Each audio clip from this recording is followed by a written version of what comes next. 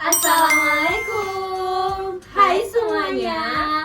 Aku Savana Saputria dengan NIM 1040224002015. Dengan aku, Safira Nurani Wijaya dengan NIM 1040224002202. Kami dari Mind Talk. Tepuk tangan dong.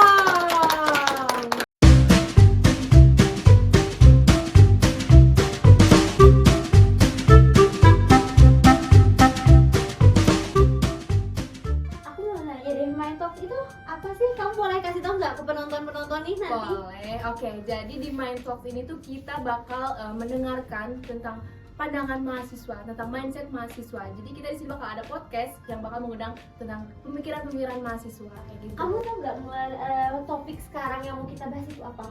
Pastinya tahu dong. Topik ini pastinya lagi happening banget di kalangan anak muda. Jadi apa sih yang bakal kita bahas nanti di podcast ini? Kita mau bahas tentang pernikahan, entah itu nikah muda, mapan dulu baru menikah, atau nikah dulu baru mapan. Menurut penonton gimana? Mapan dulu baru menikah atau nikah dulu baru mapan? Kita tahan dulu ya. Kita tahan dulu argumennya karena kita akan mengundang Mahasiswa yang tentunya dari Telkom, tentunya dari mahasiswa Telkom yang sangat inovatif, solutif dan kreatif. Kita panggilkan. Silakan masuk.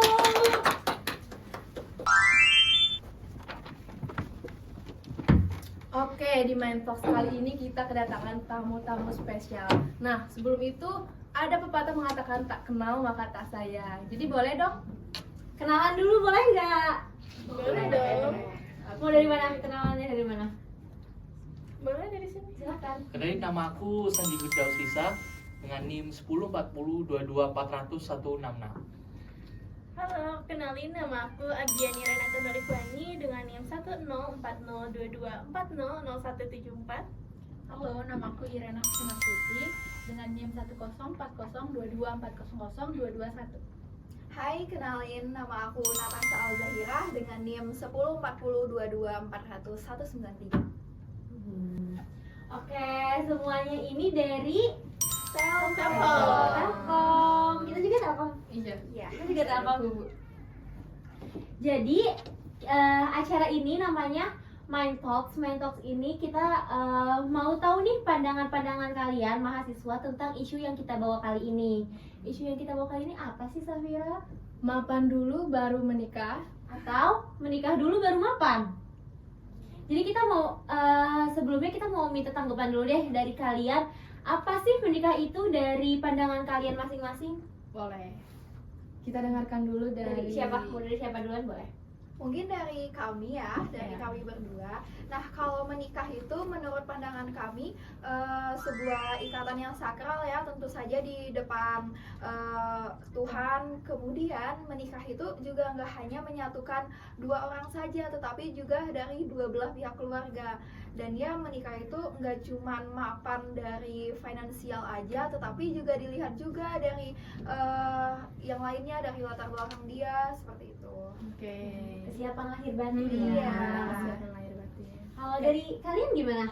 Kalau menurut kita sih menikah itu salah satu bentuk ibadah ya kalau di agama. Jadi sebisa mungkin kita cari pasangan tuh yang tepat, dilihat dari bibit bobotnya. Jadi kita harus pintar-pintar cari pasangan ya. Jangan salah pasangan. Jangan salah pasangan.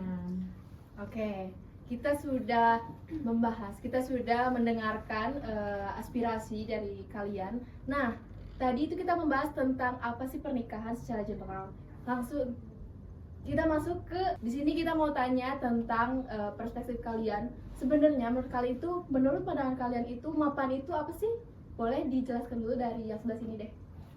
Menurut aku ya mapan itu dilihat dari segi finansial ya, dari finansial, dari segi pekerjaan mungkin sebelum menikah, kemudian dari segi kesiapan mapan mental, maksud aku juga itu perlu sih.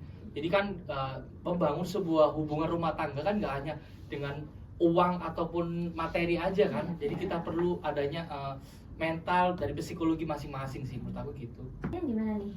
Kalau menurut kita sama sih, mapan itu kan juga harus dilihat dari finansialnya dia gimana, terus dari mentalnya dia untuk membangun rumah tangga agar nantinya tuh nggak akan bercerai, karena menikah cukup satu kali aja seumur hidup.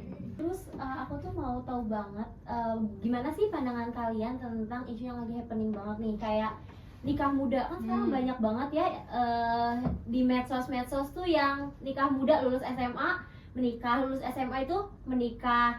Itu menurut kalian gimana sih pandangan kalian tentang orang-orang yang menikah muda gitu? Betul.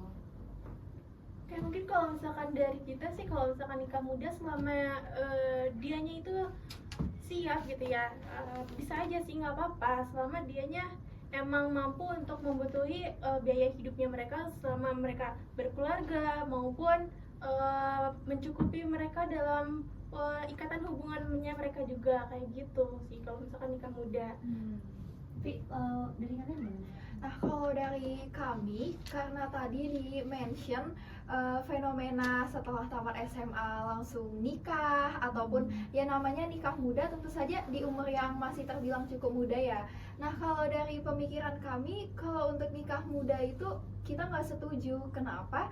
Karena bukan walaupun lah dia matang secara finansial, habis itu kemudian psikisnya sudah cukup mumpuni, tetapi dari umur tentu saja kalau menikah itu kan kita akan menghasilkan keturunan nih. Nah, kalau badan kita belum cukup umur, tentu saja biologis kita juga tidak sesuai dengan umurnya. Mungkin seperti itu. Takutnya ya ada gangguan kesehatan di kemudian hari atau apapun seperti itu. Kita punya main topik di sini, mapan dulu baru menikah atau nikah dulu baru mapan.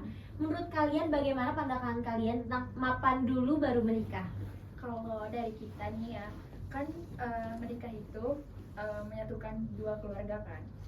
Kalau misalkan kita belum siap secara finansial, nanti waktu punya anak, anaknya mau dikasih makan apa gitu. Cinta itu kan nggak bisa buat bayar apapun.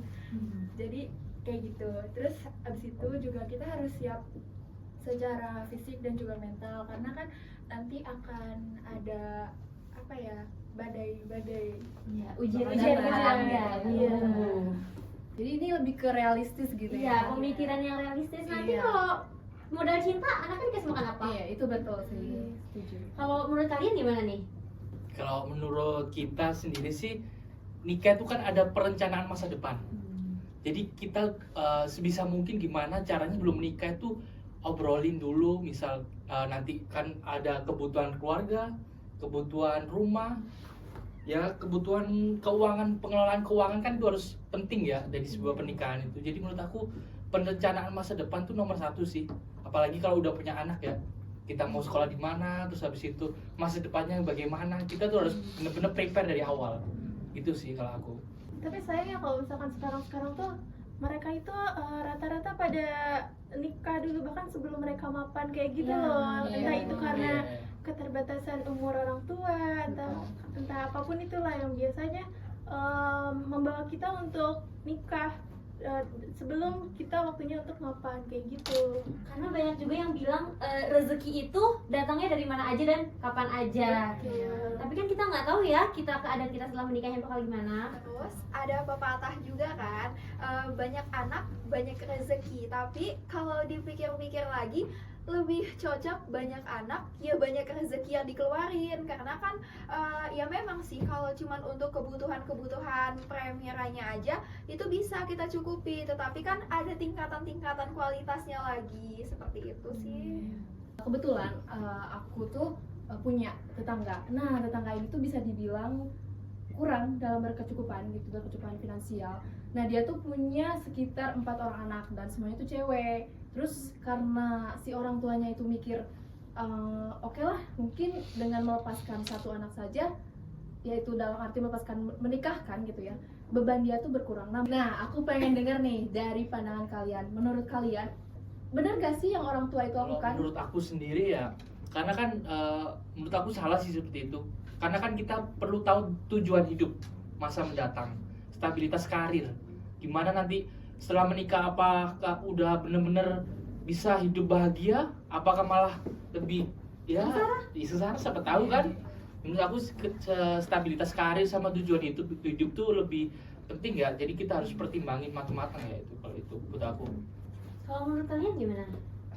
Kalau menurut aku sih anaknya itu kan nggak minta dilahirin juga kan dari kedua orang tua itu. Tapi kenapa kedua orang tua itu menganggap dia sebagai beban? Sebenarnya kan dia punya pilihan hidup sendiri gitu. Untuk bisa aja nanti dia bekerja keras terus nanti jadi banyak uangnya, nggak harus finansial. iya nggak harus melalui dari pernikahan gitu juga. Jadi emang betul sih, kan anak itu nggak minta dilahirkan kan. Ya memang kita juga sebuah rezeki kan yang Iya. Tuhan titipkan. Berarti kalau kita udah lahir, orang tua kita tuh dipercaya sama Tuhan untuk bisa membesarkan kita, mengayominya juga kan.